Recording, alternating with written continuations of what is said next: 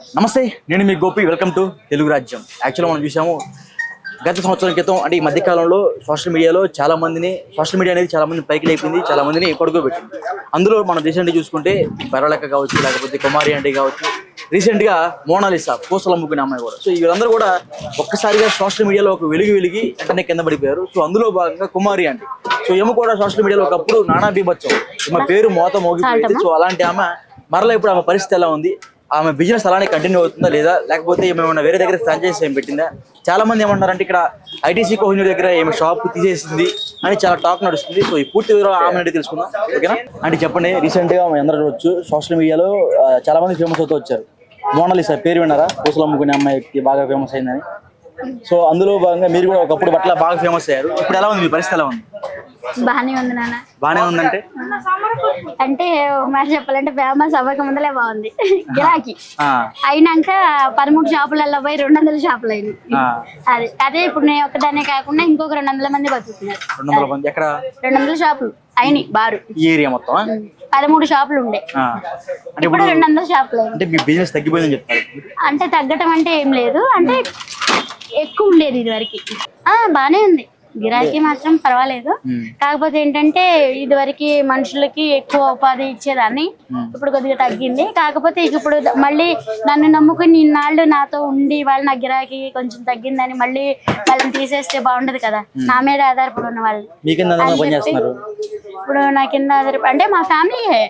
ఇప్పుడు మళ్ళీ గిరాకీ తగ్గిందని మళ్ళీ వాళ్ళని తీసేస్తే మళ్ళీ వాళ్ళు ఇటుపోతారు అని చెప్పి ఒక కూరగాయల షాప్ తీసుకున్నాం రెంట్కి. కూరగాయల షాప్ తీసుకుని ఇంకా ఇక 2 పిల్లల్ని నా వెనకాల పెట్టుకున్నాను, ఇంక 2 పిల్లల్ని మా వారు అక్కడ. అంటే వెజిటేబుల్ మార్కెట్ కొట్టు. అంటే బయట చాలా మంది ఏమంటారంటే అంటే కుమారి ఆంటీ షాప్ ఎత్తేసింది ఇక్కడ, పరిస్థితి అసలు బాగాలేదు, సోషల్ మీడియాలో ఒకసారిగా ఫేమ్ వచ్చేసింది, కింద పడిపోయింది, పరిస్థితి పోయిందని చెప్తున్నారు. దానికి లేదు నాన్న, ఇప్పుడు సోషల్ మీడియాకి కృతజ్ఞతగానే ఉంటాను. ఎందుకంటే ఇవాళ నేను ఇక్కడ ఉండడానికి కారణం అయితే వాళ్ళే. ఎవరు? Social media plus first thing customer. నా కస్టమర్ ఉన్నంత వరకు, నాకు ఉన్నంత వరకు, నాకు నా ఇల్లు మొత్తానికి నా ఫ్యామిలీకి అయితే ఎలాంటి రకాలు లేదు. అంటే మీరు ఇప్పుడు కూడా పని చేసిన కారణం ఏంటి? ఎందుకంటే గతంలో మీరు సీఎం రేవంత్ రెడ్డికి చెక్ ఇచ్చారు, అలాంటిది మళ్ళీ మీకు ఈ పని అవసరం? అయ్యో తప్పు, అదేంటి నాన్న, బతికేది దీని మీద. అదేంటంటే మంచి మనసుతో, ఇదే ఇప్పుడనే కాదు నేను, కాకపోతే ఇప్పుడు వాళ్ళంటే నేను అందరికీ తెలిసాను కాబట్టి నేను ఇవ్వడం తెలిసింది. లేదు అంటే నాకున్న దాంట్లోనే నేను ప్రతి ఒక్కరికి సాయం చేస్తాను. అది సాయం చేసేది ఇంకొకరికి చెప్పకూడదు, మనకు తెలిస్తే చాలు. సోషల్ మీడియా వల్ల మీరు మంచి లైఫ్ లోకి వచ్చారు, సోషల్ మీడియా వల్ల చాలా దెబ్బతింటున్నారు అంటారు, దానికి ఏమంటారు? అంటే ఇప్పుడు వ్యాపారం తగ్గింది కదా మీరు దీని వల్ల అని చెప్పి, ఇంకొకటి ఏంటంటే నాకు తెలియకుండానే కొంతమందికి నేను శత్రువుని అయిపోయాను. ఎవరికి శత్రువు అయిపోయారు? అది అంటే ఇక అంతే. కొంతమంది ఉంటారు కదా, కొంతమంది ఎవరు మీ ఏరియా షాప్ లో లేకపోతే అట్లా? అది ఇక నేను ఒకరిని ఎప్పుడు బ్లేమ్ చేయను, కాకపోతే అది నాకు అర్థం అవుతుంది. ఇంకా ఇక ఏంటంటే ఆమె ఒక్కతే బతకాల అన్న ఒక ఇదైతే నాలో, నేను ఒక్కదాన్నే బతకొద్దు, అందరం కలిసే బతుకుదాము, నా ఒక్కదాని మీద అట్లా వద్దు, నేను అందరినీ కలుపుకుపోయే మనిషినే కానీ నా ఒక్కదాన్ని బ్రతుకు నేను చూసుకునేదాన్ని కాదు. దయచేసి నన్ను తప్పుగా అర్థం చేసుకోవద్దు ఎవరైనా సరే. ఇది ఒకటి రావడం ప్రత్యేకమైన కారణం అంటే సోషల్ మీడియా వల్ల చాలా మంది పైకి లేస్తున్నారు, ఒక తారాస్థాయికి వెళ్ళిపోయి ఒక్కసారి కింద పడిపోతున్నారు. అంటే వాళ్ళ లైఫ్ మొత్తం కూడా స్మాష్ అయిపోతుంది. సో మీ లైఫ్ కూడా అలా ఉందా లేదా అడుగుతున్నాయి అంతే. అసలు ఈ ఫేమస్ ఏంటో నాకు తెలియదు, ఈ గోల్ ఏంటో నాకు తెలియదు. అవన్నీ అసలు అన్ని తెలిసేటప్పటికి అప్పుడు కూడా నేను అదే మాట చెప్పా, ఇది ఏంటి అనేది, దీని వల్ల ఉపయోగం ఏంటనేది కూడా నాకు తెలియదు. దీని వల్ల కొన్ని ఫేమస్ అయినందువల్ల అంటే దాని వల్ల అసలు ఉపయోగం ఏంటి, ఉపయోగం లేదంటారా ఇప్పుడు దాకా? అంటే అదే నాకు అసలు దాని అర్థం తెలిస్తే నాకు ఏది ఉండదు. కాకపోతే ఎలా చెప్పాలి నాకు తెలియట్లేదు. కాకపోతే ఏంటంటే అందరూ బాగుండాలి, అందరిలో నేను ఉండాలని కోరుకుంటా. అంటే ఇప్పుడు ఫేమస్ అయ్యాను మీకు మంచిగా అనిపించట్లేదా? అయిందమ్మా అలా అని కాదు, ఇప్పుడు ఏంటంటే అంతకు ముందులో తక్కువ మంది కొంచెం శత్రువులు ఉండేవాళ్ళు, ఇప్పుడు ఏంటంటే ఇంకా ఎక్కువ మంది అయ్యారు. ఇంకా దాంతో కొంచెం ప్రాబ్లం అవుతుంది. అంటే ఇప్పుడు నాకు ఇప్పుడు ఈ పేపర్ ప్లేట్లు ఉన్నాయి, ఇది అయిపోయినాయి అనుకోండి, అడిగినా నాకు ఎవరు ఇవ్వట్లేదు. ఇప్పుడు కలుపుకుని రైస్ అయిపోయింది అనుకోండి, 2 రైస్ అడిగినా ఇవ్వట్లే. అంటే నేను ఎవరితో గొడవ ఆడింది లేదు. కావాలంటే ఈ బార్ నుంచి ఆ బార్ ఎవరినైనా అడగను. అంటే వ్యక్తిగతంగా నాకు ఫస్ట్ నుంచి ఎవరితోని గొడవలు లేవు, ఇదే లేదు. కాకపోతే అది ఎందుకనేది నాకు అర్థం తెలియదు. కాకపోతే ఏంటంటే నా కస్టమరే ఫస్ట్ నుంచి నాకు సపోర్ట్ ఉన్నది. అయితే నా కస్టమరే మీరు అంటే నన్ను అలా మాట్లాడినా కానీ నాకు ఎదురు మాట్లాడటము రాదు, ఇది లేదు. అప్పుడు కూడా కస్టమరే, ఇప్పుడు కూడా కస్టమరే. ఇవాళ నేను బ్రతుకుతున్నాను అంటే కూడా దాన్ని కూడా కస్టమరే, ఎవరన్నా ఇది చేసిన. కాకపోతే ఏంటంటే నాకు శత్రువుని పెంచుకోవడం అంటే ఇష్టం ఉండదు మెయిన్. అది ఎందుకు నేను ఎవరిని ఏమనలేదు కదా, నాకు ఎందుకు ఇలా చేస్తున్నాను ఒక్కొక్కసారి చిన్న బాధ అనిపిస్తుంది. అంటే గతంలో మీరు ఫేమస్ అయింది ఒకే ఒక డైలాగ్ వల్ల, 2 ఎవరు 1000 రూపాయలు అనేది డైలాగ్ వల్ల మీరు చాలా ఫేమస్ అయ్యారు. ఆ డైలాగ్ చెప్పిన వ్యక్తి ఎట్టిపోయాడు అసలు? చనిపోయారు ఆయన.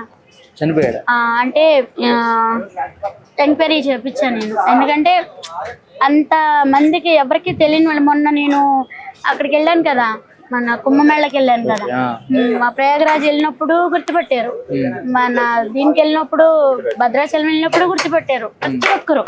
కాశీ వెళ్ళినప్పుడు గుర్తుపట్టారు. ఎక్కడెక్కడ నేను మళ్ళీ షిరిడి వెళ్ళాను, పెద్ద తిరుపతి వెళ్ళాను, ఎక్కడ చూసినా గుర్తుపడుతున్నారు. అంటే ఇక్కడ హైదరాబాదే కాదు, ఎక్కడ చూసినా గుర్తుపడుతున్నారు. ఇంకా అప్పుడు నేను అనుకున్నాను, బాబాయ్ ఏంటి ఇంతమంది నన్ను ఇంతలా ప్రేమిస్తున్నారు, ఇంతమందికి తెలిసింది నన్ను ఇంతలా ప్రేమించే ఆ మనిషి నన్ను ఇంత మనుషులకి దగ్గర చేసిన ఆయన్ని నేను కలుసుకోవాలి అని చెప్పి ఆయనకి థాంక్స్ చెప్పాలి అని చెప్పి నేను ఎంక్వైరీ చేపిస్తే చనిపోయారంట హార్ట్ స్ట్రోక్ తోటి. వాళ్ళ వైఫ్ వచ్చారు, వీడియో చేద్దాం అన్నారు, వస్తా అన్నారు ఇంటికి. బెంగళూరులో ఉన్నారు ఇప్పుడు ఆవిడ. 2 ఆడపిల్లలు. ఆయన అంటే జాబ్ చేసేవారంట, యూట్యూబ్ వచ్చినాక యూట్యూబ్ పెడుతున్నారంట, అంటే జాబ్ కి రిజైన్ చేసి. ఇంకా ఇప్పుడు అందరికి హార్ట్ అటాక్ తొందరగా వస్తున్నాయి కదా, వయసుతో సంబంధం లేకుండా. ఇంకా పాపం వాళ్ళ వైఫ్ చాలా బాధపడ్డారు. బిజినెస్ ఎలా ఉంది అప్పటికి ఇప్పుడు కంపేర్ చేస్తే? అప్పుడు మంచిగా ఉంది, ఇప్పుడు మంచిగా ఉంది. అంటే ఫేమస్ అవ్వక ముందలంటే అసలు ఊపిరాడేది కాదు, నాకు ఊపిరాడేది కాదు. ఇప్పుడు కొంచెం తగ్గింది, కొద్దిగా తగ్గింది. ఇంకా బ్రాంచ్ ఏం పెట్టబోతున్నారా? లేదు, అంత ఆశ లేదు. నాకు ఉన్నది ఒకే ఒక షాప్ ఇక్కడ. ఇప్పుడు కూరగాయల షాప్ కూడా పెట్టి కూడా మాకు 4 days అయ్యి. చాలా మంది ఏమంటారు ఇక్కడ షాప్ లేదని చెప్తున్నారు, దానికి ఏమంటారు?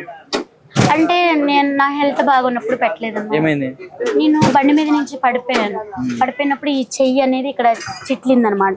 దానికి 3 నెలలు రెస్ట్ అన్నారు. పడిపోవటమే చెవులో నుంచి బ్లడ్ వచ్చి చెవులో నరం అనేది ఏదైనా చెవికి కూడా ఆపరేషన్ చేశారు. అప్పుడు మరి 3 నెలలు 15 రోజులు ఇంట్లోనే ఉన్నా, ఇంకా రెస్ట్ లో ఉన్నాను. ఒక 1 నెల రోజులు మాత్రం వేరే వాళ్ళకి ఇచ్చాము నడుపుకుంటానంటే, ఆయన ఏమన్నా బ్యానర్ పెట్టి అమ్మారు, నా బ్యానర్ పెట్టి అమ్మారు. ఇంకా అలా కొంచెం బ్యాడ్ నేమ్ వచ్చింది. సో మంచిగా కాదు, చెడుని కూడా స్వీకరించాలి, తెలియదు కదా పాపం. ఇంకా తర్వాత ఇంకా అలా వద్దని చెప్పి తీసేసాము అలా ఇదని. తర్వాత ఇక మా పిల్లలు అంటే పొయ్యిల దగ్గర కూడా వెళ్ళొద్దు అన్నారు కొన్ని రోజులు నన్ను ఆపరేషన్. తర్వాత మా పిల్లలు మా వారు వండారు 1 నెల రోజులు బయటనే. కొంచెం పర్వాలేదు అన్నాక నేను ఇక దగ్గర కూర్చుని అన్ని తీసిస్తే చేస్తున్నారు. ఇప్పుడైతే ఇంకా 10 days నుంచి నేనే అన్ని ఇంకా డ్యూటీ ఎక్కేసా. అంటే యాక్చువల్గా కుమారి అంటే గతంలో ఒక రోజు బిజినెస్ 50,000 60,000 జరిగిపోయేది, ఇప్పుడు ఎలా జరుగుతుంది? ఇదివరకు అంత అయితే లేదు నాన్న, కొంచెం 50,000 ఉంది బిజినెస్. రోజుకి 50,000 అంటే మొత్తానికి రోజుకి 50,000 వచ్చింది. రోజుకి 50,000. ఇప్పుడు యావరేజ్ అంటే కొంచెం తగ్గిందనమాట, ఒక 30,000 అంటే 300. మీరు అడగకూడదంట, నేను చెప్పకూడదంట, అలాగే కూడా అలాగే. అందుకే చెప్తున్నా, నీకు కరెక్ట్ ఫిగర్ చెప్పొద్దు నాకు, అట్లా చెప్పండి. అట్లా అన్నా కానీ అసలు మీరు అడగకూడదంటే నేను చెప్పకూడదంట. తర్వాత మా ఆయన చెప్పారు, మా అత్తయ్య గారే చెప్పారు. ఇంకా తర్వాత ఇంకా చెప్పకూడదంట. తర్వాత ఇంకా అంటే ఇది వరకటి మీద కొంచెం ఇప్పుడు పర్వాలేదు. ప్రమోషన్ ఏమైనా చేస్తున్నారా మరలా? ఏం లేదు, కానీ మూవీలో ఛాన్సెస్ వచ్చినాయి. ఏ మూవీలో? వచ్చినాయి, చాలా మూవీస్ కి వచ్చింది. కానీ అప్పుడు దీని వలన ఇది లేదు. ప్రదీప్ గారి మూవీకి ఏమో డబ్బింగ్ చెప్పాలంట, ఓకే చేశాను. కానీ చెవు ఇది వలన అది చెప్పకూడదంట. ఇంకా వాయిస్ చెప్పలేదని, అదే వాయిస్ ఎవరు ఇవ్వలేదని దాంట్లో నాది రోల్ పెట్టలేదు. ఇంకోటి సలాం సైనికాల్లో ఒకటి చిన్న రోల్, అంటే కొత్తది, ఫస్ట్ ఇది కదా, సరిగ్గా కొట్టలేదు. కొన్ని సీరియల్స్ మీరు వచ్చారు గతంలో? వచ్చాను. ఇంకా సీరియల్స్ కూడా పిలిచారు. కానీ ఏంటంటే ఇది నాకు జనాన్ని దగ్గర చేసింది ఇదే. ఆ జనాన్ని వదులుకునే అలా కాదు, నాకు ఇంతమంది ప్రేమని, నన్ను ఎలా చెప్పాలి, ఇంతమంది మనుషులకి నన్ను దగ్గర చేసింది నాకు ఇదే ఫుడ్ బిజినెస్. అది నాకు వండి పెట్టడం అంటే చాలా ఇష్టం. దాన్ని అయితే నేను దూరం చేస్తాను. నాకు ఒప్పుకున్నంత వరకు దీని మీదే ఉంటాను. నాకు ఒప్పుకున్నంత వరకు. ఇండస్ట్రీలో మీకు నచ్చిన హీరో ఎవరు? చిరంజీవి గారు. చిరంజీవి గారు. పవన్ కళ్యాణ్ గారు సూపర్. ఇంకా మీ ఇంట్లో రేవంత్ రెడ్డి ఫోటో, పవన్ కళ్యాణ్ ఫోటో ఉన్నట్లు చూసే గతంలో ఉన్నాయా ఇప్పుడు కూడా? ఎందుకంత ప్రేమ? ఇంకా రేవంత్ రెడ్డి గారిది పెద్ద ఫోటో చేయించుకున్నాను. ఎందుకంత ప్రేమ? ఎందుకు అంటే అది అందరికీ తెలిసిన విషయం. ఇక్కడ మరి అలాంటి సిచ్యువేషన్ లో మరి నాకు ఇవాళ నా షాప్ ఇక్కడ నిలబడిందంటే ఇది ఆయన చలవే. అందుకని ఆయన మాకు దేవుడితో సమానం. అందుకే ఆయన మా ఇంట్లో పెట్టారు. ఇప్పుడు సరే, ఎంత అయిపోయింది, సోషల్ మీడియాలో ఫేమ్ అవటం మంచిదా అవ్వకపోవడం మంచిది అంటారా? ఏమో, అది దాంట్లో అది ఎలా చెప్పాలి నాకు అంటే, ఒక మాట చెప్పాలంటే ఇవాళ నన్ను సేవ్ చేసింది అంటే సోషల్ మీడియా. సేవ్ చేసిందంటే ఓకే, సేవ్ చేసిందంటే ఆ రోజున మరి అలాగూ ఇవాళ ఆ రోజున ఈ సోషల్ మీడియా అనేది అందరికీ నన్ను దగ్గర తీసుకెళ్ళకపోతే మరి అందరికీ తెలిసేది కాదు కదా. ఇవాళ సీఎం గారి దగ్గర దాకా ఇది వెళ్ళింది అంటే సోషల్ మీడియానే కదా. మీకైతే మంచి జరిగింది సోషల్ మీడియా వల్ల. బిజినెస్ పరంగా దెబ్బతిన్నావు? బిజినెస్ పరంగా అంటే అది కూడా నాకు ఫీల్ అవ్వట్లా. ఎందుకంటే ఇవాళ నేను ఒక్కదాన్నే కాదు బతికేది, ఇవాళ 200 మంది బతుకుతున్నారంటే అది ఎంత హ్యాపీనెస్. సో మనం ఒక్కలమే కాదు, మనతో పాటు నలుగురిని కూడా కలుపుకుపోతేనే అది మనకి అంటే ఎప్పుడు కూడా మనకి పోటీ ఉంటేనే వ్యాపారం చేసే దానానికి కూడా అదొక అదేంటంటే ఏమనాలి అంటే మనం ఒక్కడమే చేసుకుని వెళ్ళిపోవటం కాదు, మనకి పోటీ ఉంటేనే దానికి తగ్గట్టు ఇంకా వంటలు ఇంకా బాగా చేయగలుగుతాం.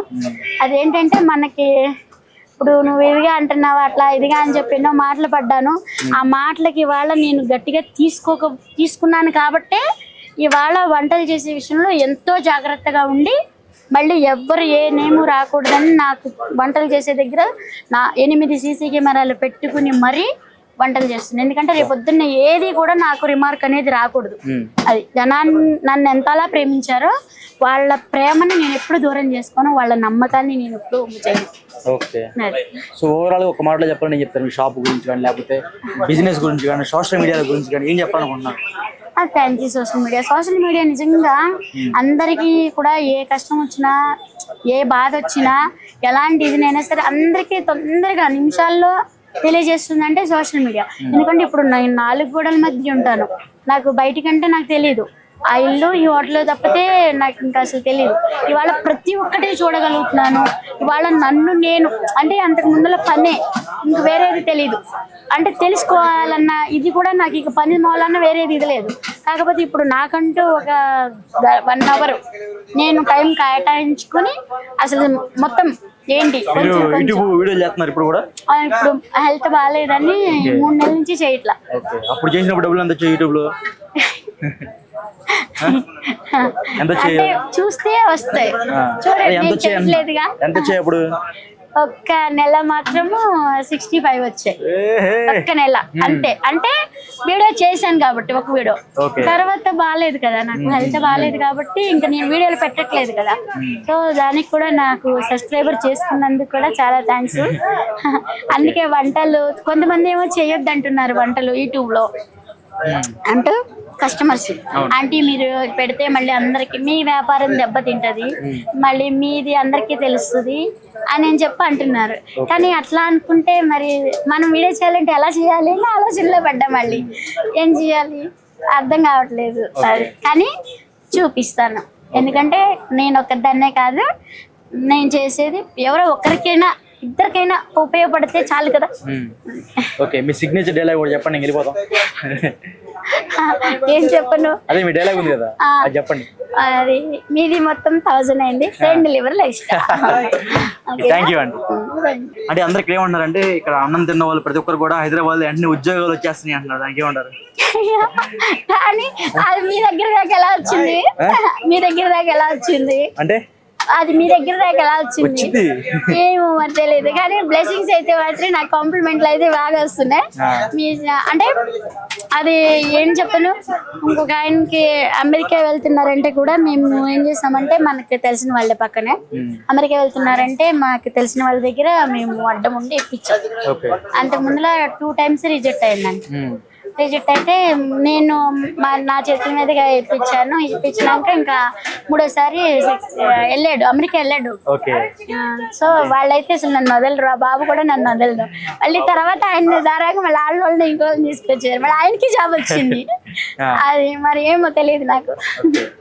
చూసారు కదా, కుమారి అంటే చేతి ఫుడ్ తింటే ఖచ్చితంగా అందరికి జాబులు వస్తాయంట. ఖచ్చితంగా ఐటీసీ కోహినూర్ ఆపోజిట్ లో ఇలా హోటల్ ఉంది, ఖచ్చితంగా అందరూ వచ్చి విజిట్ చేయండి. డెఫినెట్ గా ఈమె దగ్గర తింటే జాబ్ కూడా వస్తుందంట. ఈ బంపర్ ఆఫర్ అయితే వదులుకోవాలి. అయ్యో రామా, అలా ఇప్పుడు అనుకోవద్దు నాన్న. అది యాక్సిడెంట్ ఆ రోజు మీకు నిజంగా వచ్చేదేమో.